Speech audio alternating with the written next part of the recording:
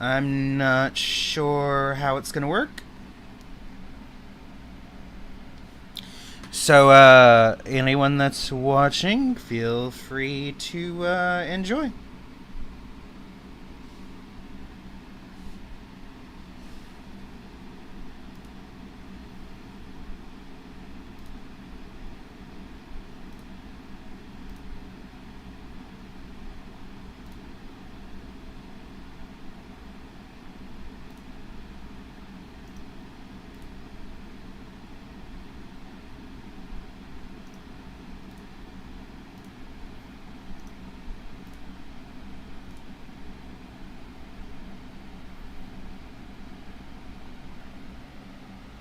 Alright, so this is a first draft of a story that I'm currently working on. I guess I will do a little bit of reading, and then we will continue. Well, our exciting evening, the rest of the journey was blissfully dull. Thanks be to the goddess of fortune, Leah. We arrived at the farmhouse that housed Romulus' family. And I took a moment to glance up at our countdown timer. It seemed we had 60 hours left. I grimaced for a moment before straightening my facial features. Is something wrong? Aston seemingly caught my breathed facial tick. 60 hours left. I'd imagine before it gets dark, we need to find a way to fortify Master Romulus' house from attack within and without. I decided to leave off the fact I was feeling rather drained from the latest encounter. Rain.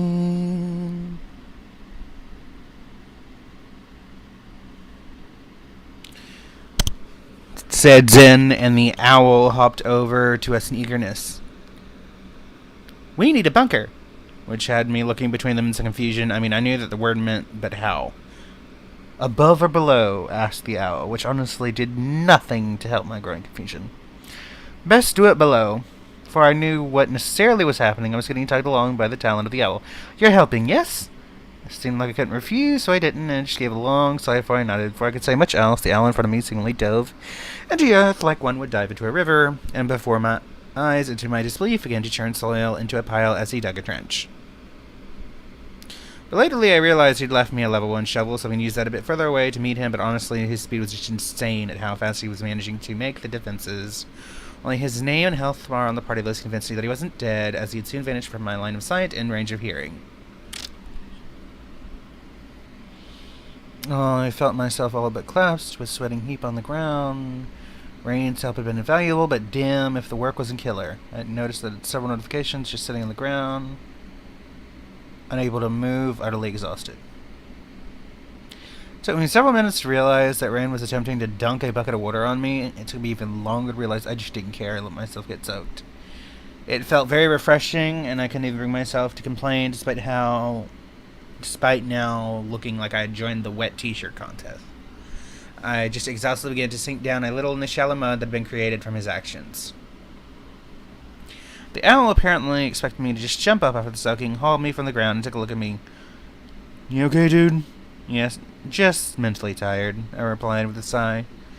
Kept me upright and got me walking towards the house. An unknown spell of his, destroying my clothes to their undamaged state, though it did nothing for the stains from the temporary mud. Maybe if I dropped them in my inventory, it would clean that off, but I was too tired to care, and didn't want to strip in front of strangers and such. With a groan at my fatigue, I pushed myself towards the house with the owl's help. Managed to get there, though I felt like I was stumbling like a drunk person, which the owl was ever so helpful in mentioning to me as we made it across the threshold. I followed and just collapsing on the floor and letting it swallow me. Then I thought better of it. Someone had to keep watch later in the night, and might as well be me, even if I couldn't be much use during the fight that would occur. Stop it! I eventually berated myself, and though I needed his support, I did force myself to take more of my own weight, and therefore lighten the owl's load, who promptly decided that it was me trying to keep my own balance, and completely relinquish his hold, which made me hardly adjust myself lest I face plant. I know my face had fallen into a grimace when I didn't bother to correct when I heard Zen and the rest approaching. Everything alright? He asked me in concern. I groaned at him before sighing and attempting speech once more. I failed and was plain Rain saying that now was the perfect time to help me. He's tired, can't even walk. I'm somewhat annoyed animalistic growl, which caused Zen to chuckle and aim to bat me on the back of the head. Ow! Oh, come on. I didn't even hit didn't hurt that much. Stopped myself from calling out my next appliance to turn my eyes taken the home, even though the furniture was wood and didn't look big on the outside. The inside was far more spacious than it honestly had any right to be. So we kitchen with the equivalent of refrigerator, knowing it was chilling, as a chilling and freezing box, sink with the working pipes and stuff to draw water up, a table, 3 wooden chairs. Art design. The color was natural too, as was the wood flooring, not from the kitchen staircase and up to another path, which Romulus and the other 2 voices could be heard, and I believe he was talking to his family. Done, Jelly Wright broke upon 2 individuals with sticks in the dirt.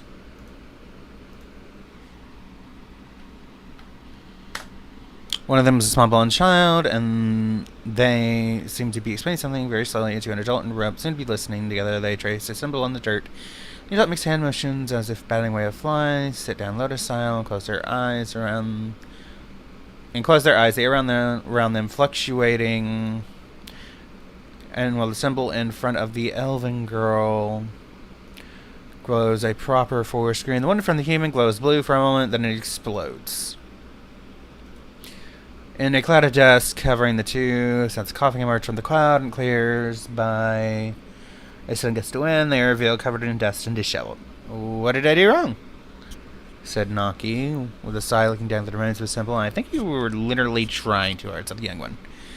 Again, suggested Naki, moving to grab the stick and recarve the symbol. Again, agreed the girl, and watched him more carefully this time. Once it was made and checked for accuracy by his teacher, Naki closed his eyes and carefully pulled mana from himself once more to his human, so it was supposed to be more difficult for him. As he pulled it into his body, he felt it travel along the paths towards the meridians down the center of his body where the mana core resided. Once at his core, it was absorbed, and I cannot spell, and processed. Naki breathed slow and deep, picturing it in his mind's eye. Simply that he had drawn before was supposed to be related to plant growth and other plant-based magics. However, symbol alone was just a means to facilitate the process without the rest of the spell. Without the rest of the spell, it was a symbol that held mana, or could hold mana. Again, while still useful, undirected mana, or wild mana as it was known, was dangerous. It could have any number of untold effects. Naki moved the processed mana down his meridians to his palm, and then invested the power there into the symbol he drew, cutting it off sooner than before. While it seemingly worked well enough, wasn't even an explosion like before, it still seemed incomplete. Naki couldn't help but to sigh, and slightly defeat his feeling as there was something that he was just not understanding about the process, but that it was just beyond the shadows of his palm. That if he simply attempted to grab for it, he could hold it, but too much pressure made in the attempt, and he would break it. Damn it! Said Naki in his mind, trying to temper his frustration at his lack of progress. It was then that he turned his mind's eye to his magic core, and while he wasn't quite familiar with it, most mages were yet. He decided to see what would happen with attempting the same configuration again. He instead channeled and processed mana to fill his core. Soon his teacher thought the exhausted human had fallen asleep, so she left into it, wandering towards the house. However, Naki, green glowing lines of mana reached from the earth and bore into his feet. Their entrance should have left him bleeding, however, it only served to keep him rooted to the spot, only to do anything but hurriedly refine the earth and mana into liquid mana in his core. His speed was not great, though his pace was feverish, as he truly feared what might happen if he were to fail in the attempt. His core could break or even shatter, and then the young mage would never be able to cast magic again. Naki desperately focused, grimacing where he laid on the earth, feeling the stress of the situation. The mana around him responded as if bound to his emotions. Around him, the ground burst into countless blooms. Cherry blossoms grew with supernatural speed around the young man, wrapping around him as if they were caressing a lover. As their touch, his troubled expression calm and peace seemed to flow through him, allowing him to complete the first basic stage of refinement. The exhausted young mage just lay there panting, seemingly not realizing the sudden change that he had caused to his environment. At the barest edge of his mind, he felt a slight brushing of consciousness. At first he ignored it, thinking it was just the wind blowing through his hair, but then became more persistent and he paid attention. "Hello," he said quietly in his mind. "Can you hear us?" Came a small voice, almost like a young boy. There was quite the depth to this voice, as it had been around for quite some time. "I can." "To whom am I speaking?" he replied, unable to help the slight nervousness in his thoughts. "I suppose the simplest name for us would be Sakura. Listen, that while we may operate in one name, we were not one person." Knocking on his hands understanding for asking, Why did you contact me? We will answer that later. For now, we have a proposition for you. Naki frowned, then swallowed. I'm listening, he responded. Wish to form a contract with you in exchange for shelter. We will defend you to the best of our ability. The cost of this union will be your blood. You help us, and we help you.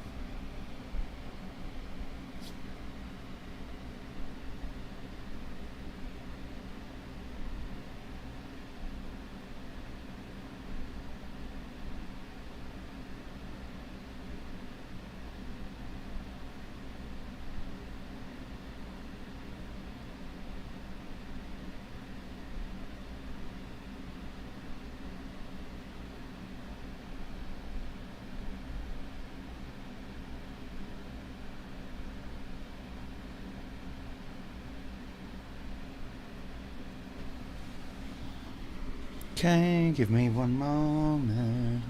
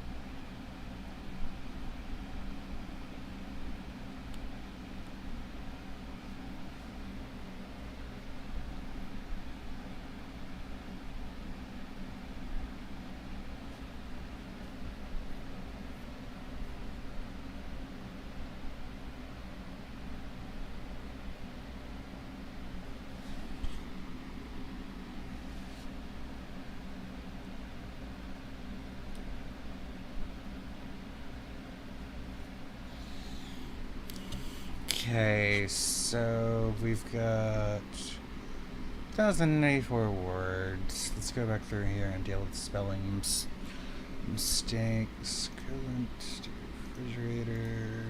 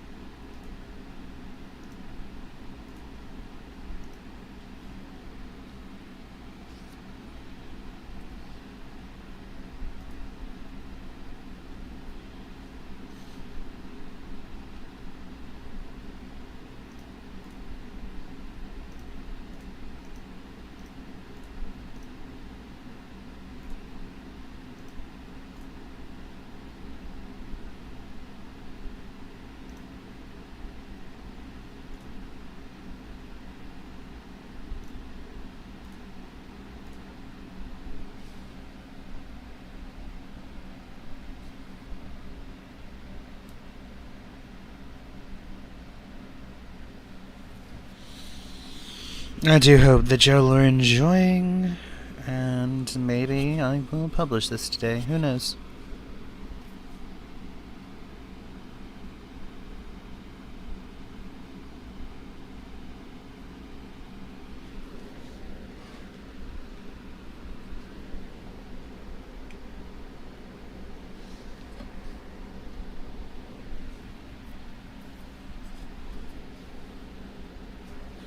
One moment.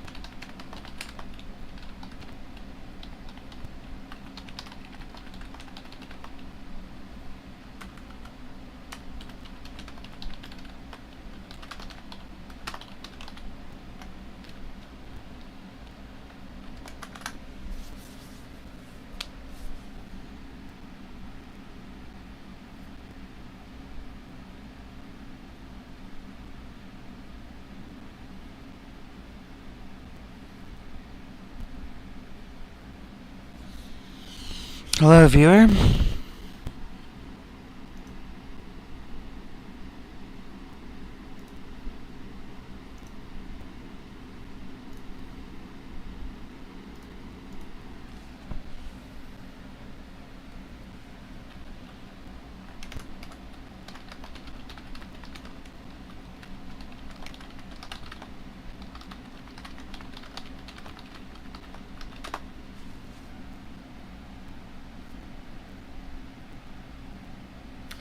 What is 60 minus 24?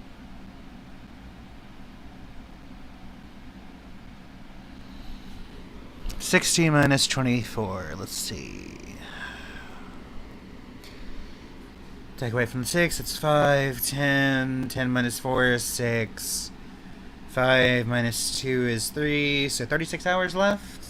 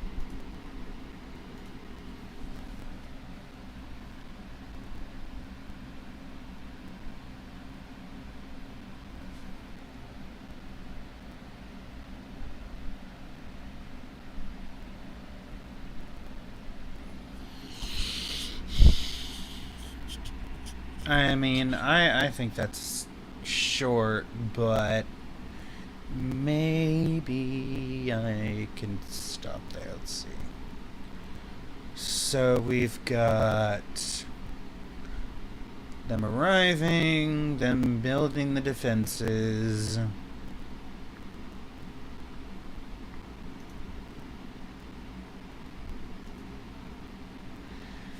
Got a little bit on the magic system. And we've got the flowers.